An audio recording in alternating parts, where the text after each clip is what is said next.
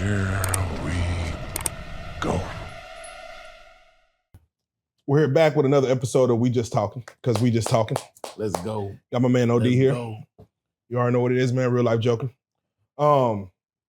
Speaking of just talking, man, I got to get your take. Did you see Zelensky and the president, go at it, man? And just give me, what was your initial take when you seen, I don't want to call it disaster. I think everything was supposed to happen the way it's supposed to happen. But give me a take. I didn't expect all that.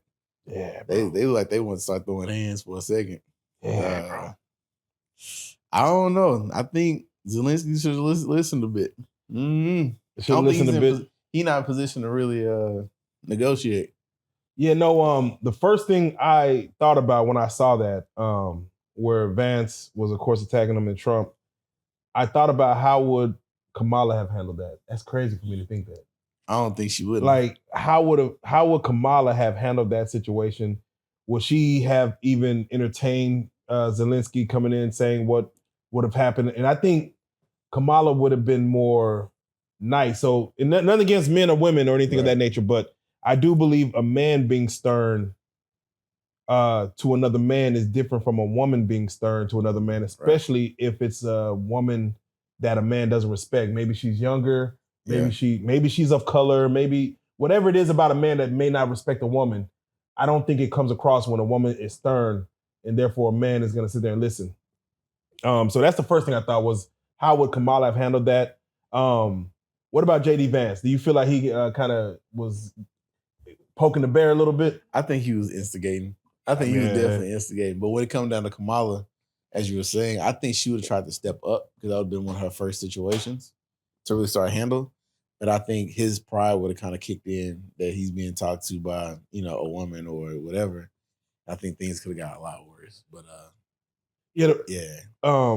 Trump was kind of letting J.D. Vance get his rocks off. He's like, hey man, and Zelensky asked him, have you been to Ukraine?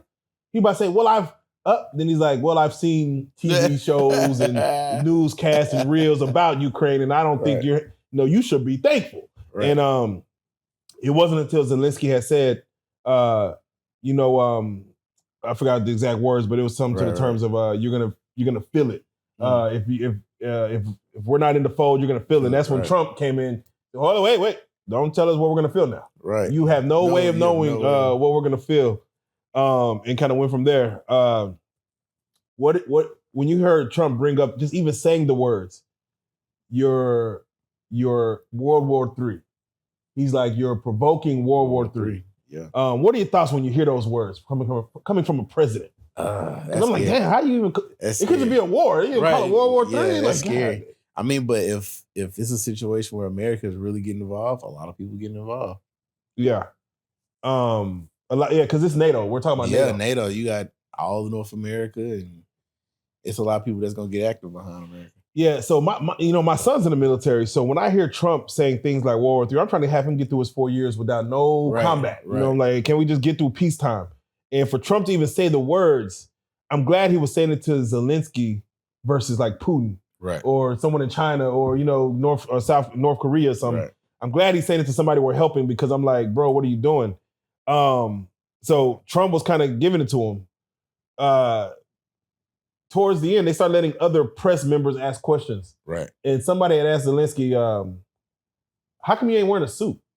I said, bro. Like, what? I said, bro. They're tripping behind the now suit. They trolling. What? Yeah, that was trolling. So they got into troll territory. He's like, how come you ain't wearing a suit? Like, where do you own any suits? Right. And then he trolled right back saying, next time I come, I may wear a suit. Right. It might be like yours. Right. Maybe cheaper. Maybe nothing less yellow or something. I'm like, what are we doing? But with that being said, do you need your world leaders to wear a suit? Do you prefer that? Nah, I want them to look as human as possible. I think they wearing suits just like them putting on a mask. So, and the fact that he was like, look, when we're done out of war, I'll wear a suit. Yes. You're okay with your world leaders wearing J's and some sweats? Yeah. Okay. Obama with the J's. Yeah, with the fitted. Yeah. Obama with the fit. With the Nike Tech. They'll call him Beanie Bomb. Right. But yeah. Beanie Bomb. For real. Pull up with the Nike Tech. Yeah. Zip to the chin, boy. Obama with the beanie on. Yeah. I can see it. Yeah, no, I don't mind me personally. World leaders not wearing suits. I don't think you need to wear a suit, but for him to get there and everyone in the Oval Office is wearing a suit, I do think they need to check on the what is it called, dress code.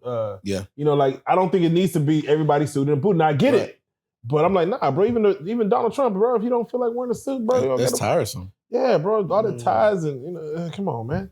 So I get it because that's like saying, hey, everybody needs to wear a zoot suit or a bow tie and a hat or something. That's some Every weird. time. So, but Zelensky, you good on our books? You ain't got to wear no suits. Coming in all black, that's very ghosts of power. You know, I like that. You know, you ready to have a business. You know, all black. Ghost energy? Yeah, ghost energy. That's crazy. You know, pull it with the black gloves on, ready to work. So you ain't got to wear a suit. What do you take on the? Have you seen any of the AI videos of? They have one where Zelensky punches Trump and knocks him out. Oh, that's yeah. Yeah, I'm like, bro, this AI's getting out of hand. Yeah, it is. Because I could see somebody looking at that. I could see a 5th grade kid looking at that and taking it at face value, like, wow. ooh, Zelensky knocked out Trump and put him to sleep in the Oval Office. That's crazy. I'm like, man, there was one where Trump had slapped Zelensky, reached over to slap him. I'm like, man, this AI's getting out. It's getting almost too serious. It's getting too real. Like, I don't know, AI's a fool. But overall, with the Trump was saying, JD Vance, to me, JD Vance was wild, bro. He was wild. Yeah. But he's like, where's the thank you? You've been here for 2 hours. I haven't heard a thank you. I'm like, what? That's wild. That sounds like a woman to me. It sounds like JD Vance talked to his wife like that. Yeah. Like, treating him like, you ain't said thank you, I paid the bills. Right. You've been in the house for 2 years and you ain't. So what are your thoughts with JD Vance telling him, bro, we need a thank you? JD, I think he's one of the part of the action.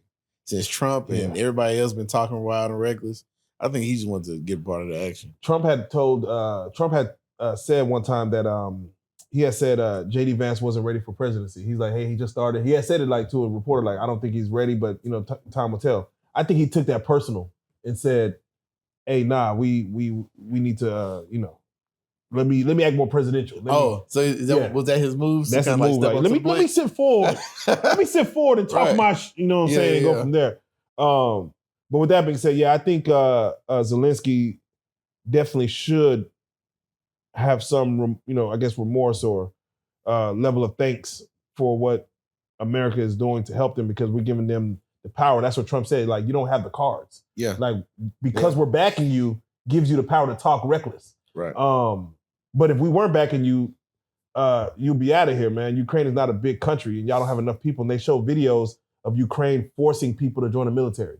That's what JD Vance is speaking on. They're actually grabbing people off the street, young men, soldiers, and throwing them in vans to send them off to be part of the military. And I'm like, it's a draft basically, but it's a forceful draft. It's like they're wilding. So that's not going to do good with the citizens at all. At all. But with that being said, man, shout out Trump, shout out Zelensky, shout out America, shout out Vance, shout out all the people, man. And I don't know whether these shout outs are good or bad, but because we're speaking on you, we're shouting y'all out. Good luck. Good. We ain't in it. All right? Hey, we ain't in it. You know what I'm saying? That's on y'all. We ain't in it. You know what I'm saying? Leave us out of it. You know what I'm saying? Do whatever you got to do. Leave us out of it. Right. But with that being said, that's, hey, Hey, one gotta go, and we ain't in it. We out. We out. We ain't it. Nah.